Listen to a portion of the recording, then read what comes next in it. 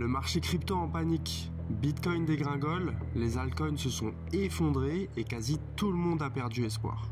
Mais si je vous disais que cette peur extrême est peut-être la meilleure chose qui puisse arriver au marché? L'histoire nous a prouvé une chose, c'est quand tout le monde capitule que les opportunités les plus intéressantes se présentent. Et aujourd'hui, on va voir ensemble pourquoi cette phase de panique est une étape clé avant un retour en force du marché. On va analyser pourquoi le marché doit capituler avant de repartir, quel est l'indicateur clé à surveiller pour anticiper la reprise, et surtout, comment éviter les erreurs fatales en attendant. Si vous détenez des cryptos et vous vous demandez quoi faire maintenant, restez bien jusqu'à la fin. La décision que vous prenez aujourd'hui peut faire toute la différence dans les prochaines semaines. Je vais vous expliquer clairement les règles du marché des cryptos. Abonne-toi pour avoir mes prochaines vidéos, c'est grâce à toi que je pourrai faire du contenu de plus en plus qualitatif. Allez, on rentre dans le vif du sujet. Alors, pourquoi le pessimisme du marché est une bonne chose? Le sentiment du marché a touché les abysses. Et c'est exactement ce qu'on veut voir. À chaque cycle, c'est la même histoire. Quand tout le monde est euphorique, c'est là que le marché est dangereux. Et quand tout le monde n'y croit plus et abandonne, comme en ce moment, c'est souvent le moment où la reprise commence à se préparer en silence. Mais cette fois, il y a un facteur supplémentaire qui amplifie encore plus cette peur. La géopolitique et l'actualité macroéconomique qui n'avaient jamais été aussi positives pour le marché des cryptos. Souvenez-vous, il y a quelques semaines, on avait des good news de partout, principalement avec l'élection de Trump. Résultat, tout le monde était devenu trop confiant, trop optimiste avec le marché. Il faut savoir que trop d'optimisme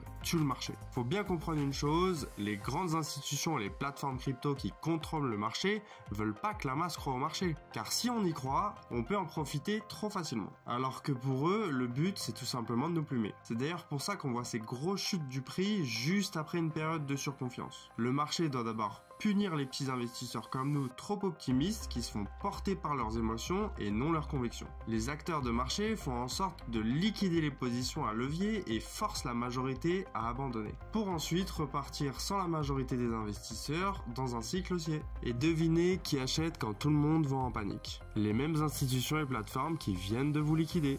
Maintenant qu'on a compris pourquoi cette panique est une bonne chose, vous vous posez sûrement la question, comment sait-on que la purge est terminée et que le marché est prêt à repartir? Une question qui peut paraître légitime, mais c'est pas forcément une bonne question à se poser. On va voir qu'il y a des indicateurs intéressants pour se faire un avis et ajuster très légèrement sa stratégie, mais tu ne dois jamais être sûr de toi sur la direction du marché. Et j'ai bien dit que ça peut te permettre d'ajuster légèrement ta stratégie, ça veut donc dire que tu es censé avoir une stratégie dès le départ. On ne peut pas prédire le marché et si tu te poses cette question, c'est sûrement que tu n'as pas de plan bien défini. Je vais vous donner les 3 indicateurs les plus importants que j'utilise pour mes analyses de marché. Vous retrouverez mes analyses sur mon groupe Discord dans la description de cette vidéo. Les indicateurs que je te donne vont te permettre de mesurer le sentiment de marché. Premier indicateur, le Fear and Greed Index. C'est le thermomètre du sentiment global du marché. En fait, il est basé sur un mix de 5 critères très concrets et simples à comprendre. Le premier, ça va être la volatilité qui va représenter 25% du score. Il analyse les mouvements récents du Bitcoin. Une volatilité élevée à la baisse augmente la peur, tandis qu'un marché stable ou en hausse augmente la confiance. Deuxième indicateur du Fear and Greed Index, c'est le momentum et volume du marché qui représente lui aussi 25%.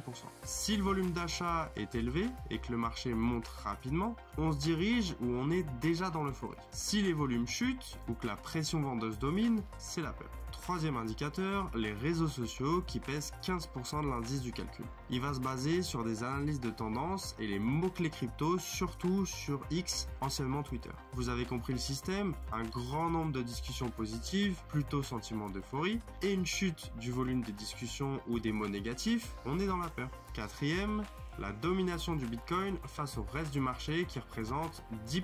Si la dominance du BTC augmente, ça signifie que les investisseurs fuient les altcoins pour plus de sécurité. Ils ne veulent pas prendre de risques car ils ont peur. Si la dominance du BTC baisse et que les altcoins grimpent, ça montre une prise de risque plus élevée. Les investisseurs sont confiants. Et pour finir, le 5e indicateur dans le Fear and Greed Index, il représente 10%, c'est le Google Trends. Vous connaissez? C'est un outil qui peut analyser les recherches Google. Du coup, il analyse les termes tapés dans la barre de recherche de Google et fait des statistiques sur ce qui ressort le plus et le moins en rapport avec la crypto. Une montée des recherches Google avec les mots-clés Bitcoin Crash par exemple démontre de la peur, et une montée des recherches sur Comment investir en crypto exprime clairement l'inverse. Du coup, le Fear and Greed Index rassemble toutes ces informations et nous sort un score entre 0 et 100. La zone d'extrême euphorie est au-delà de 75, c'est un indicateur fort de top de marché. Et à l'inverse, en zone d'extrême peur, on est en dessous des 25. Historiquement, c'est le moment où les baleines et les acteurs du marché commencent à racheter. Si on retourne dans le passé,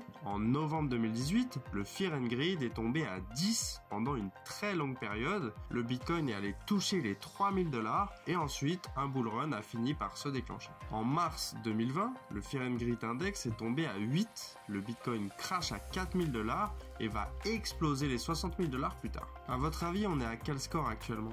On est en dessous des 20 et on est même tombé en dessous des 10 récemment. Si l'index reste suffisamment longtemps autour des 10, ça sera un signe très fort que le marché est prêt à repartir. Alors, on ne sait pas exactement, mais si tu combines avec les deux autres indicateurs qu'on va voir tout de suite, ça te donne une idée sur les conditions du marché. On passe tout de suite au deuxième indicateur, l'Open Interest. Il va représenter la quantité d'argent encore engagé dans les contrats à terme futurs. Pour parler simple, c'est la quantité d'argent dans des trades en cours. Et pourquoi c'est important? Un Open Interest élevé, ça veut dire qu'il y a beaucoup de trades en cours, du coup un risque de purge est à venir prochainement. Les acteurs de marché comme les plateformes de crypto, ils vont faire bouger le marché pour activer les stop loss et donc stopper les trades en cours pour ramasser l'oseille. Et oui, comme les plateformes crypto centralisées sont aux manettes, ils s'emmerdent pas.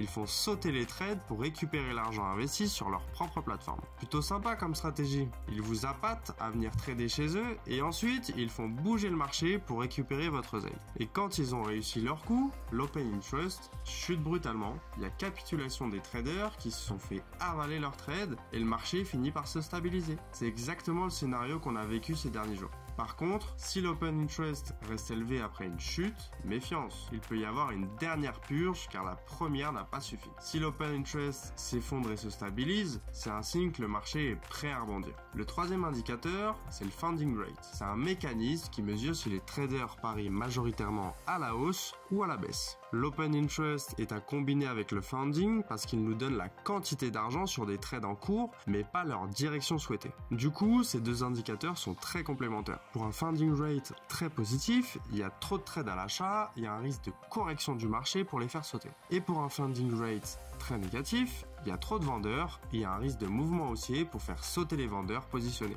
Aujourd'hui, on commence à avoir des funding rates assez bas et ça, c'est un signal très positif pour une reprise à la hausse. Bon après, le marché repart rarement d'un coup. Mais si on voit le Fear and Greed en extrême peur, un Open Interest très bas et le funding rate négatif, alors c'est là que les conditions de sentiment de marché sont réunies pour un vrai retournement. Et ceux qui comprennent ces signaux ont un énorme avantage, tout simplement parce qu'ils analysent les émotions des autres et ne se laissent pas manipuler par leurs émotions. On passe à la dernière partie, pourquoi je vous conseille de garder votre Bitcoin quoi qu'il arrive. On vient de voir des indicateurs très intéressants à regarder, mais si vous devez retenir qu'une seule chose de la partie précédente, c'est que vous ne pourrez jamais savoir avec certitude où ira le marché. Vous pouvez avoir tous les indicateurs du monde, suivre les meilleurs analystes, regarder les plus grands traders, personne ne peut timer le marché à la perfection. 95% des traders particuliers sont perdants. Si vous essayez de trader contre le marché, 9 fois sur 10, c'est lui qui vous battra. C'est pour ça que la meilleure stratégie, c'est souvent la plus simple. Je vais parler de la stratégie à adopter avec le Bitcoin, la crypto que tout investisseur doit avoir dans son portefeuille. Pour les altcoins, la stratégie est différente. Si vous investissez sur les altcoins, rejoignez mon groupe Discord dans la description en bas de la vidéo. Je partage mes positions. Pour la stratégie Bitcoin, c'est très simple. Ne jamais vendre votre Bitcoin au prix plus bas que vous l'avez acheté et le vendre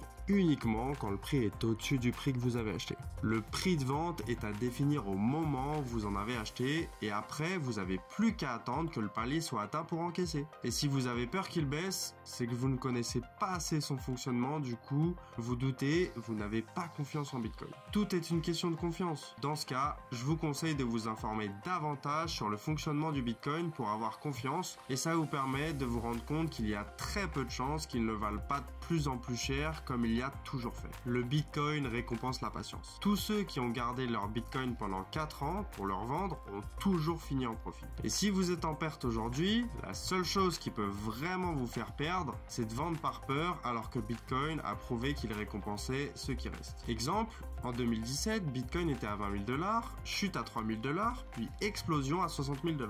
Un autre exemple, en 2021, Bitcoin chute de 69 000 $ à 15 000 $, puis revient au-dessus des 50 000 $. Ceux qui ont paniqué et vendu ont perdu, ceux qui ont simplement gardé et attendu ont gagné. Le trading vous fait perdre plus souvent qu'il ne vous fait gagner. En plus, vous jouez contre les plateformes, c'est perdu d'avance. C'est eux qui définissent les règles, du coup ils ont une longueur d'avance. C'est comme si ils étaient arbitres et en même temps joueurs. Bitcoin a prouvé une chose, plus vous restez longtemps, plus vous augmentez vos chances de profit. Le marché récompense pas les plus intelligents, il récompense les plus patients. Bon, maintenant que vous connaissez les règles du jeu, vous avez toutes les clés en main pour être gagnant. On a vu pourquoi cette panique est une bonne chose, pourquoi le marché doit capituler avant de repartir, la question à éviter de se poser, les 3 indicateurs clés à surveiller, et surtout, pourquoi garder son Bitcoin est la meilleure stratégie sur le long terme. Alors oui, c'est dur en ce moment, voir son portefeuille dans le rouge, entendre les médias annoncer la fin du Bitcoin, mais rappelez-vous, c'est dans ces moments-là que les opportunités les plus folles se créent. Si cette vidéo t'a rassuré et t'a aidé à voir plus clair, pense à mettre un like, à t'abonner et à activer la cloche. Ça m'aide beaucoup, merci beaucoup. On se retrouve très vite pour une nouvelle vidéo. D'ici là, gardez votre vision long terme et prenez soin de vous.